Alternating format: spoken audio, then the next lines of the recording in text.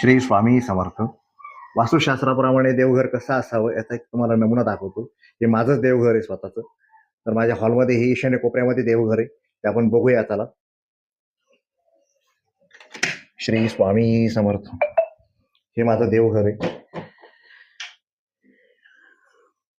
तर देवघर हे पूर्ण ईशान्य कोपऱ्यामध्ये आहे माझं. पूर्ण वास्तूच्या ईशान्य कोपऱ्यात हे देवघर आलेलं आहे. देव्हाऱ्याच्या वर मागे बॅकग्राऊंड मी पाण्याची घेतलेली आहे, कारण ईशान्य दिशा आहे, ती पूर्व ईशान्य दिशा आहे, त्यामुळे ती पाण्याची दिशा दाखवलेली आहे. कमळ उगवलेले दाखवलेले आहेत, सूर्य उगवलेला दाखवलेला आहे, पाणी अथांग पाणी दाखवलंय. म्हणजे खिडकीचा भास आपल्याला तिकडे ओपन आहे असं दिसतंय, ती भिंत वाटत नाही आपल्याला. इकडे दत्त महाराज आहे, स्वामी समर्थ आहेत. हा मार्बलचा देवारा आहे.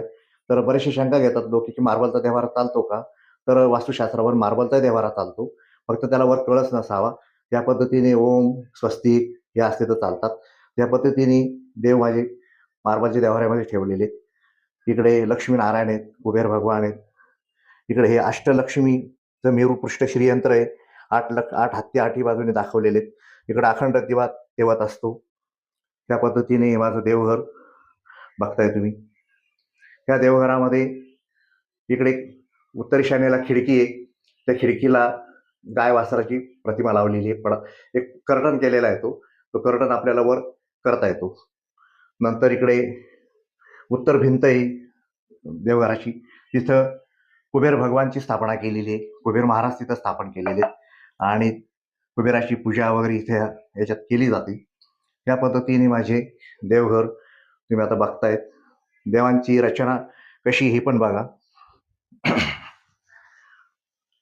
माझ्या कुलस्वामिनीचा विंध्यवासिनीचा फोटो हा मी प्रथम त्याच्यात ठेवलेला आहे.